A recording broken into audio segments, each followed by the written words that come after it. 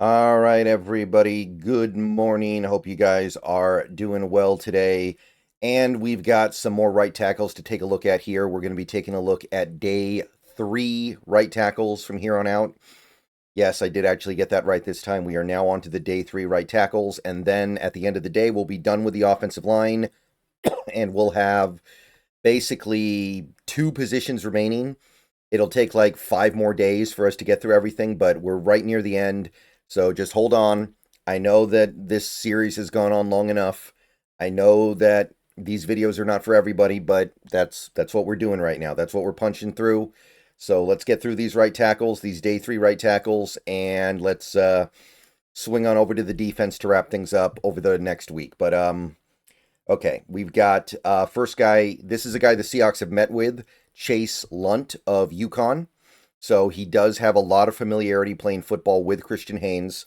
So you got to believe that if you got Chase Lundt and Haynes were on the same line together, that would be, it could only be good things, right? Chase Lundt is very tall, so that raises some questions, right? 6 foot 7.5, 304 pounds, very lean. Arm length is a little bit underwhelming though, so right away you're like, okay, how does this work? Arms are short, so he probably has to swing inside, but he's really tall. So is he going to be too tall to play guard? It's a little bit tricky, but I do suspect he is going to swing inside to guard at some point. Aggregate has him as a fifth round pick. Had a really good year in 2024, allowed 9 total quarterback pressures, big improvement over the previous year, 2 penalties. So Chase Lundt doing some things the right way for sure. Positives with him, some pros. He can move guys around in run blocking. He's actually pretty strong. He does have some leg drive, which is impressive because he's so tall. He rolls up to the second level with controlled blocking. He's able to get up to that second level and lay down blockers, and he looks relatively smooth moving in space. Holds up well against inside moves. He's somebody who, when he's in his pass rush slides, isn't giving up the inside shoulder. He's able to keep sliding without sacrificing inside integrity. Anchors down well against bull rushes. Massive amount of college experience. I think he was like a 4-year starter maybe at UConn. And he's got good hand placement as well. So some positives with Chase Lundt for sure. I do suspect he will end up sliding inside to guard because his arms are short. And he's going to have to probably throw on some weight, although he has the frame for it. So I'm not worried about that. And I do wonder if 6 foot 7.5 is just too tall for a guard. It's possible. They try it. It doesn't work out. And then you find out he's a guy who just doesn't have a position. There's a possibility there. And there are some hiccups in his pass rush slides. I think he does a good job of not overcommitting, but there are some little hiccups there. It's not always as smooth as it could be. So I do have concerns, and my biggest concern is really just that he's a tweener. Somebody who's too tall to play inside and doesn't have enough arm length to play outside.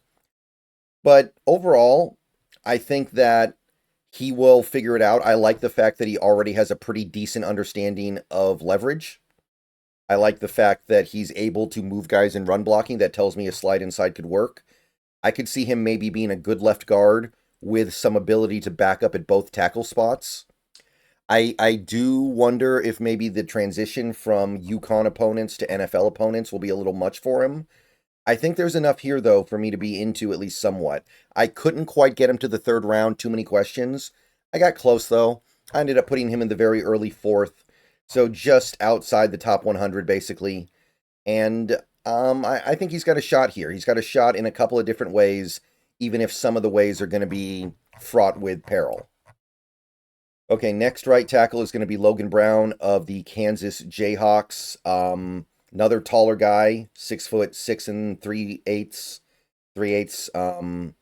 Decent weight, pretty good arm length actually. So he's got tackle arm length, athletic, pretty athletic. If you look at his testing numbers, they're mostly quite good. So he tested well, good speed, good explosion, great explosion actually, pretty good change of direction. Aggregate has him in the fifth. Only 1 year of real starting experience at Kansas. Didn't allow any sacks or any quarterback hits on the whole season, which is pretty great. Um, Athletically, he should be able to do well in zone. So if you're looking at him as a zone fit, then I think that he is that. Very explosive. His punches are effective at stalling out rushers, really good at halting momentum. Pass protection mirror is smooth and controlled, so he's able to slide and keep up with edge rushers, and it doesn't look awkward. It doesn't look like he's really struggling to keep up. He's got good pass rush slides, and he's powerful into contact on defender, so he's able to use force to generate some movement in the run game, and I think that'll be adequate as well. So good amount to like with Logan Brown. He does play standing straight up, and that's going to be a big problem in the NFL. He's got to find a way to sink the hips, bend at the knees, do something to get low. He's got to figure out a way to get low so he can get underneath pads, even if he's at right tackle. And I do think he is probably a tackle. I do think he probably will play tackle, but he's still going to have to learn how to sink in order to win leverage. You only have the 1 year of collegiate experience. 82.5 PFF grade is good, but it was 1 year and it's at Kansas. It's not like he's at Georgia or something. Twists and stunts seem to eat him up a little bit. They confuse him. Should be, okay, this should be listed in the pros, not the cons. Should be capable to play on either side. That's a good thing, obviously. I don't know what that's doing down there. It's been a long month for me, clearly. He bends at the waist when engaging, which leaves you very susceptible to counter moves. Generally speaking, there's just a sense that he's a little inconsistent, and that's going to have to get ironed out at the pro level. So I like Logan Brown. He's got great traits. He's just a long way away from being able to deploy them properly. He's going to have to build experience. He's going to have to build an understanding of how to handle things like twists. He's going to have to learn how to play with leverage. He's going to have to pick these things up a little bit. He's going to need some time in the oven, but I think he's going to be a pretty decent tackle in this league. I think he's got a shot. I think he's got the tools. I think he's got the traits. So I'm going to say 5th rounder. I think there is an uphill battle of development that docks him a little bit, but I think that he is a viable player at the very least as a capable backup. So that is my read on Logan Brown. So we got one more right tackle for this video. It's Ajani Cornelius. Ajani Cornelius of Oregon. There is going to be a little bit of gas here because some Seahawks fans are also Ducks fans. And I know that this guy was a longtime starter for the Ducks, and he did play fairly well for them. 23 years old. Size is about moderate, average height, average weight, average arm length. Kind of small hands, I guess, but he looks the part of a tackle more or less. Aggregate has him in the 5th round. The PFF scores are pretty good, although it is worth noting he gave up way more pressure in 2024 than he did in 2023. You're talking about what, 26, 29 total quarterback pressures for Oregon. Oregon, that's a place where you as an offensive lineman should not be allowing very much at all, if you look at the way Oregon plays offense. And look at the teammates he gets to work with as well. Positives about Cornelius: he's reliable in terms of his availability. He's got a lot of experience. He looks like an NFL tackle, good size. He's got a decent anchor, and he should be competent on the move as a zone blocker. So there are some things that work here with Ajani Cornelius. Now, I did find a lot of things that I didn't think worked that well with Cornelius personally, and I ultimately ended up not liking him as much as most, I think, and I don't know if I see an NFL future. He doesn't have very good pass rush slides.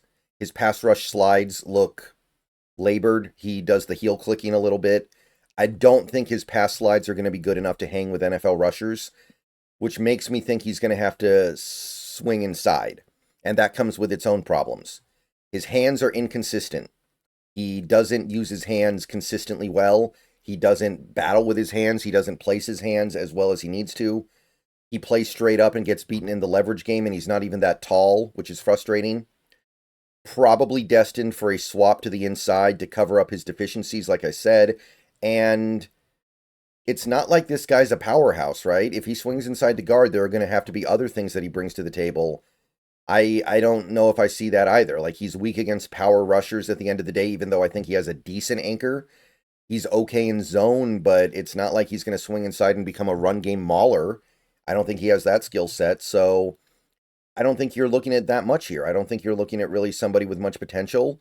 He looks like a tackle, but I don't think he can play like a tackle. I don't think he has the lateral movement skills of a tackle. And a swap inside to guard could be okay, but I don't know. I found myself pretty unimpressed with Cornelius. Once you look past the experience he has on an elite offense, I don't think there's much to get excited about. I think he's worthy of a roster spot in the NFL, but that's about it. So I put him down in the 7th round. I couldn't get into him. I couldn't understand what to appreciate with him. And that's where I ended up landing with Cornelius. And that is going to be it for this video. We got one more right tackle video later today. Keep an eye out for it. It should be going up in a few hours. See you guys later. Go Hawks. Everybody have a great day. And see you guys soon.